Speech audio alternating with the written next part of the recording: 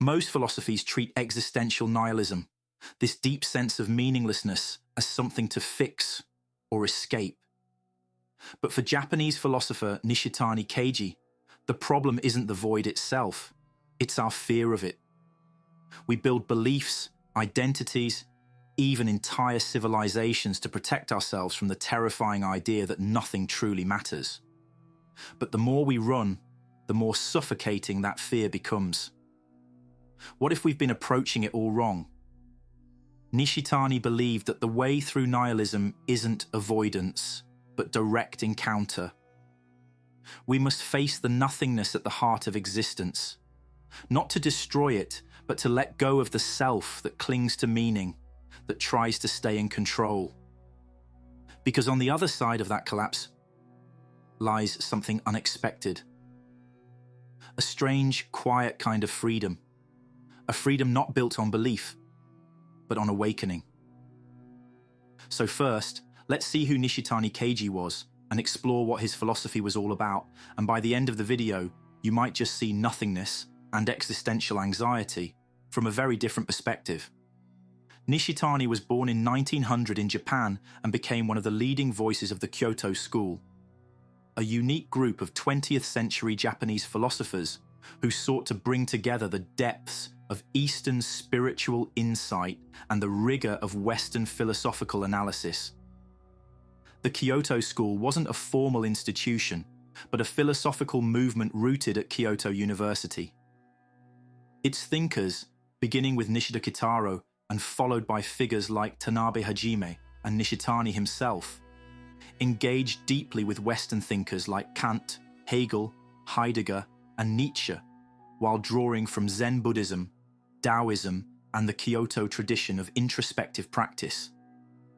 Their goal wasn't simply to compare East and West, but to overcome their division, to create a new mode of thought that could confront the spiritual crises of the modern world, including nihilism, technology, and the limits of rationality. Nishitani studied under Nishida, the founder of the school, and later taught at Kyoto University for decades. But what made him unique wasn't just his scholarship, it was the existential urgency behind it.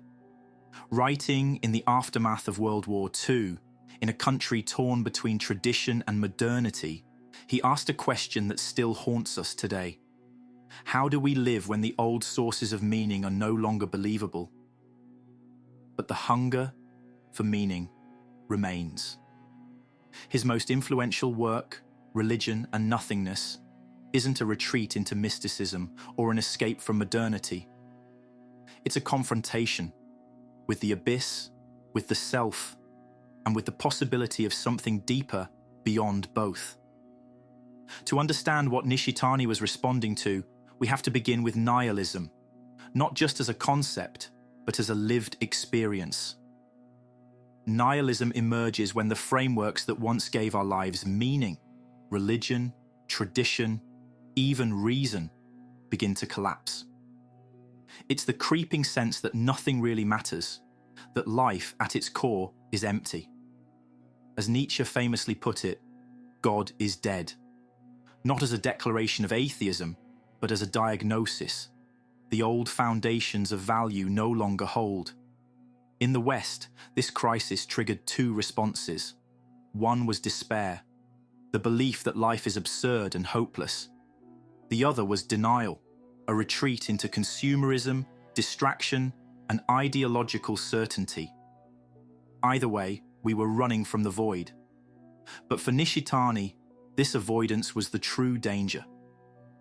And his method wasn't to resist nothingness, but to deepen it, until we reach what he called absolute nothingness. And that changes everything. To grasp this shift, we need to understand Nishitani's key distinction: relative versus absolute nothingness. In Western thought, nothingness is typically a negation, a hole left behind when belief collapses, when identity crumbles. This is relative nothingness, and it's still centered around the ego. I no longer have this. I no longer am that. But absolute nothingness is different. It's not what remains after the ego loses meaning. It's what appears when the ego itself dissolves. In Zen, this is sunyatā, emptiness not as absence, but as openness, as potential. It's not something to be filled, but the very space in which reality becomes visible. Instead of patching the void, he urges us to go through it. Because only then can we awaken, not into meaning as possession, but into being as presence. At the root of Nishitani's thought is a bold claim.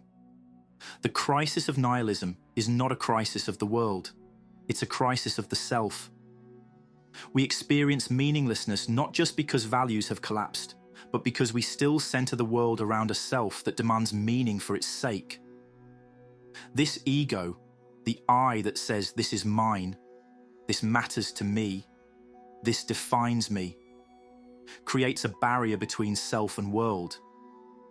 And in doing so, it cuts itself off from the deeper current of life. Nishitani's answer is not to build a stronger self, but to let go of the self entirely. Not in a nihilistic or destructive sense, but in the Zen realization of non-self, that the I is not a fixed object, but an interdependent process. When we let go of the ego's grasp, we release the need for control, for permanence, for certainty. True freedom doesn't come from mastering life. It comes from surrendering the illusion of mastery. As mentioned earlier, Nishitani's most important work is titled Religion and Nothingness. But for him, religion has nothing to do with dogma or belief in a higher power. Instead, religion is a radical shift in awareness, a transformation that occurs only when we fully pass through nihilism and emerge into absolute nothingness. He writes, "The essence of religion is the opening up of the field of absolute nothingness and becoming one with it."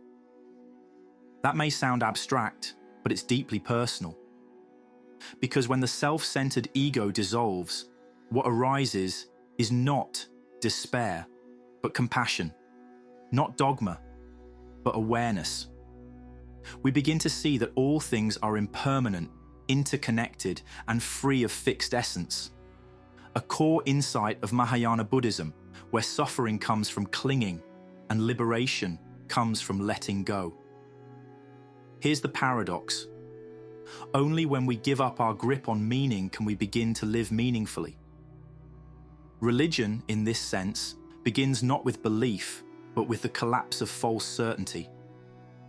And what remains is not a void, but a quiet kind of grace. In a world where mental health crises are rising, where traditional systems feel hollow, and where so many of us feel lost, Nishitani's voice cuts through the noise.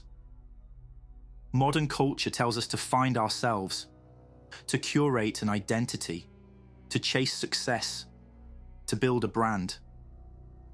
But Nishitani would ask, what is this self we're trying to build? And what if the very search for meaning is what keeps us from experiencing it? His answer isn't easy, but it's honest. We don't find meaning by escaping the void.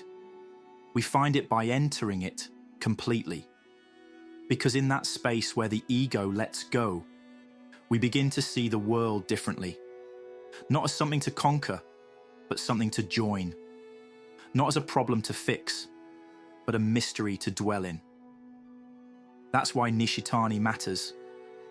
Not because he gives us answers, but because he shows us how to live inside the question. If you found value in this video, please hit the thumbs up button and subscribe. It really helps the channel.